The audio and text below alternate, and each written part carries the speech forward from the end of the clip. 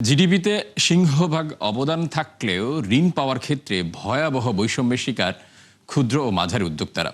কেন্দ্রীয় ব্যাংকের তথ্য অনুযায়ী মোট বিতরণ করা ঋণের 1/4 পান না তারা, অথচ 76% অর্থ চলে গেছে কোটিপতি গ্রাহকদের কাছে, যার বড় একটা অংশ আবার হয়ে পড়ছে খেলাপি। সম্প্রতি ঋণ বিতরণ নিয়ে এমন প্রতিবেদন প্রকাশ করে কেন্দ্রীয় ব্যাংক। আরও জানাচ্ছেন আব্দুল জাহের আনাস। দেশের অর্থনীতির প্রাণ কয়েক লাখ ক্ষুদ্র ও মাঝারি উদ্যোক্তা, যাদের শ্রম ঘাম আর চেষ্টায় সমৃদ্ধ হচ্ছে বাংলাদেশ। কিন্তু সীমাহীন সংকট, অসহযোগিতা আর সঠিক নীতিমালার অভাবে প্রতিনিয়তই চ্যালেঞ্জের শিকার হচ্ছেন তাদের একটি বড় অংশ। বিশেষ করে ব্যাংক ঋণ পাওয়ার ক্ষেত্রে তা আরও বেশি উদ্বেগজনক।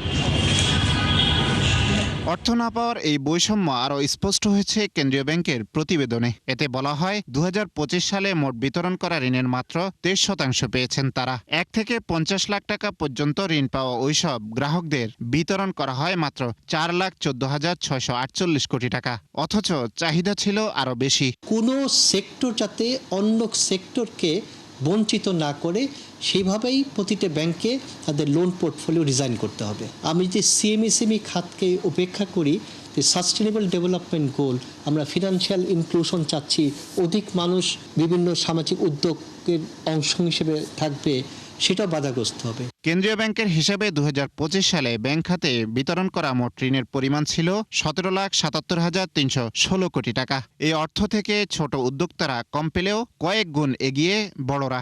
যেমন মোট ঋণের প্রায় 1/3 নিয়েছেন মাত্র 4,866 জন, যাদের প্রত্যেকের ঋণ 50 কোটি টাকার উপরে। ফলে তাদের পেছনেই চলে গেছে ঋণের 5.5 লাখ কোটি টাকার উপরে।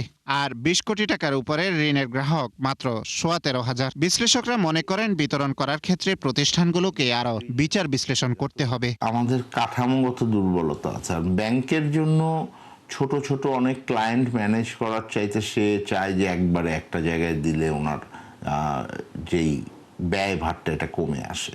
যে কারণে আপনি দেখবেন যে ছোট উদ্যোক্তাদের জন্য আমরা যেটাকে এসএমই খাত বলি, ওইখানে কিন্তু আপনার সুদের হারটা বেশি থাকে, কারণ তাদের পরিচালন ব্যয়টা থাকে। আপনি 20টা কেস দেখার চাইতে আপনি একটা কেস দেখবেন, এটার আপনার খরচ কম।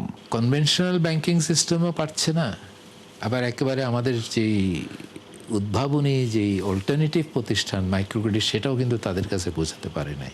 কাজে একটা মিসিং মিডলের যে সমস্যাটা, এটা রয়ে গেছে। এখানে আমাদের নতুন ইনস্টিটিউশনাল ইনোভেশনের একটা ফেল্ট নিড আছে, যে আনমেট নিড আছে। তথ্য অনুযায়ী ওই বছর প্রতি 12 জনের আমানতের টাকা ভোগ করেছেন মাত্র একজন ঋণ গ্রহীতা। তবে বেড়েছে কোটিপতি আমানতকারীর সংখ্যাও।